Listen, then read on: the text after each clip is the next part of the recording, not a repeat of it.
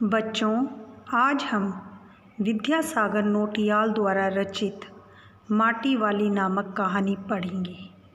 आइए उससे पहले हम विद्यासागर नौटियाल लेखक के बारे में कुछ जानते हैं।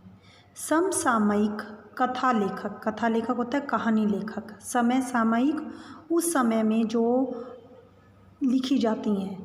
समसामयिक कथा लेखक विद्यासागर नौटियाल का जन्म माली देवल गांव, टिहरी गढ़वाल, उत्तरांचल यानी टिहरी नामक नगर में हुआ था। इनका जन्म उत्तरांचल में है और उच्च शिक्षा इनकी वाराणसी से हुई।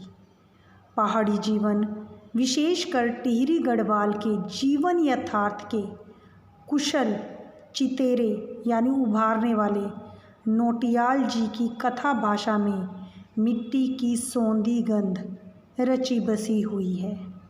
यानी उन्होंने टिहरी नामक नगर में जन्म लेकर वहाँ पर जो समस्याएं थी उनके विषय में लिखा। माटी वाली एक गरीब औरत है। उन्होंने उसे देखा। वह अपने सर पर कनस्तर जो था, जो मिट्टी से भरा हुआ होता था, उसे लेकर घर घर में मिट्टी बेचने का काम करती थी। वह बूढ़ी औरत थी और हरिजन जाति से संबंधित थी। उसका पति बूढ़ा हो चुका था।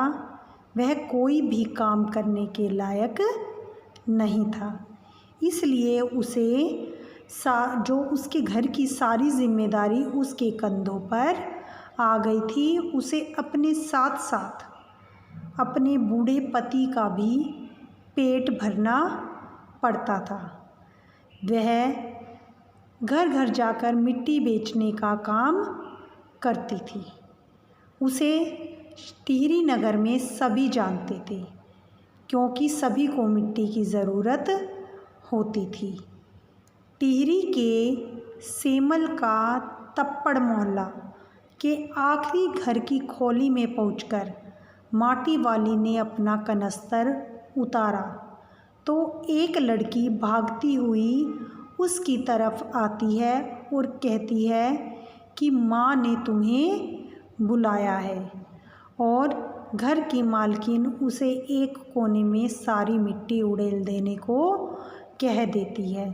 उसकी लाल मिट्टी के बिना घर का गुजारा, लोगों का गुजारा जो है वो नहीं चलता था क्योंकि लाल मिट्टी से घरों के चूल्हों की लिपाई पुताई की जाती थी। जब खाना बनाने के बाद घर चूल्हों की लिपाई पुताई करते थे तो बिना लाल मिट्टी के यह संभव नहीं था कि लिपाई पुताई की जाए। टिहरी नगर भागीरथी और भिलांगना दो नदियों के तट पर बसा हुआ था और वहाँ की रेती चिकनी थी।